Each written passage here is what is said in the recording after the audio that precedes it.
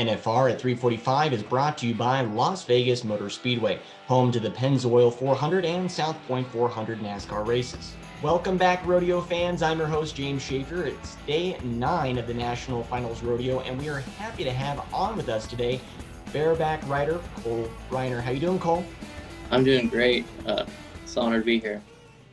Fantastic. Well, Cole, I want to start off with the first question. You have been having a really good year so far. You've won Wednesday's round in bareback riding, and later on we're in the arena for the Rookie of the Year awards, getting 2 buckles in one night. That's quite a big deal from what I understand.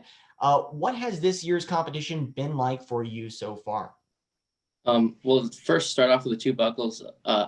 Those have been 2 main goals of mine for a long time since I started riding bareback horses. The Rookie of the Year buckle is a very prestigious thing in rodeo. You only get one chance, 1 year to win the Rookie of the Year. So to have that under my belt is a huge accomplishment, and that was my main goal at the beginning of this year, besides making the NFR. So I'm pretty excited about that. And then to go out there on rookie night, it was rookie theme night that night, and then win the round being a rookie. I thought that was extra special, and I got to go up there with my parents on stage and have 2 buckles, and I'll never forget that. Well, it sounds great. And where are you going to put those 2 buckles? Oh, shoot. I'm sure my dad will take one, and I'll take one, but he deserves one. He's helped me out my whole life and hauled me around and done everything he could for me. So I know he really wants one, so I gave one to him. But the competition this year has been great. There's 15 of us that have been battling out all year. I know with COVID, there's been a lot less rodeos. For people that don't understand, there's usually close to 600 rodeos a year, and I think they were down to less than half. So everywhere you went this year, you were with the same top 20 guys, top 15 guys in the world. And to be here is probably one of the more prestigious years to be at the NFR, just because of the competition level. There was no going away to get any other rodeos. And a lot of the big rodeos didn't happen or couldn't happen due to safety issues. So we were going to very small rodeos and very different places than we've ever gone before. So it was a different year for sure, but still very special. Well, you mentioned you're competing with everyone from around the world, and right now the entire rodeo world is in one city, Arlington, Texas. What has your experience been like in Arlington, Texas so far this year? I mean, it's been great. I don't have being a rookie, I don't have anything to base it off of being in Las Vegas. I know I've heard a lot of great things about Vegas, and like I said, I can't say anything different, but Arlington's been great to us. I know it's a lot different pace. It's a lot slower pace rodeo and a lot slower pace city. So that's different. There's less interaction with people due to safety reasons, and the nightlife is not the same, obviously. But it's been great. The Globe Life Field's been great to us. It's a big arena, and I know it has a lot different feel, not the same electric feel that Vegas gives to rodeo competitors. But we're really happy that the PRCA and everyone pulled through and made this happen, because I know there's a lot of people that don't get their names mentioned and maybe don't get recognized, that put a lot more effort into this than anyone would know.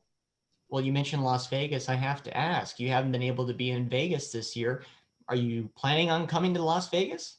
Oh, absolutely. I'm planning on coming to Las Vegas as soon as we can get there, hopefully this next year. And that's something that I've watched my whole life growing up. I mean, I remember the videos in Oklahoma City or the original NFR in Texas, but when you grow up my age, even a little older than me, Las Vegas is where you want to be. And when they get on there and show the sky cam of Vegas and then get into that Thomas and Mack, there's no cooler feeling when you're a little kid. So I'm excited to be there one day. Well, when you do come down here, just be sure to let me know. I got a list of barbecue places for you to try. Yes, absolutely.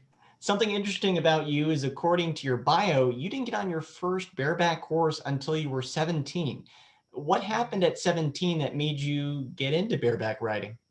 My whole life, I'm from Wyoming, so growing up, we were around horses a lot, and I roped and went to junior high and high school rodeos, but always in the roping events. And then my friend that I grew up with, his dad made the NFR 12 times, and he was kind of making fun of me for not doing a rough stock event, and he was a bareback rider, so I kind of started getting into the idea a little bit, not even wanting to do it really. And then and I just he kept getting after me, and finally he talked me into getting on one, and as soon as I got on one, I couldn't stop. So it was a great thing. I grew up wrestling, and actually a lot of people that wrestle that rodeo end up being rough stock riders, so I think it translates a lot. And it was really fast, a really easy change of pace, and pretty easy to pick up. So that was great. And then I went to Sheridan College on a rodeo scholarship, and I signed a few weeks before I was going to go sign to go wrestle. So it's just kind of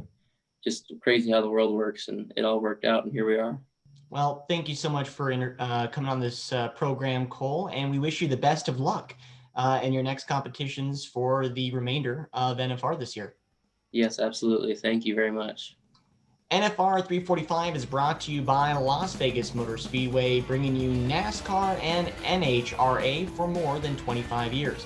We will continue to bring you more special NFR guest interviews, so be sure to head over to thereviewjournal.com/NFR for those interviews, daily highlight videos, and results. Until then, I've been your host, James Schaeffer. We will see you tomorrow.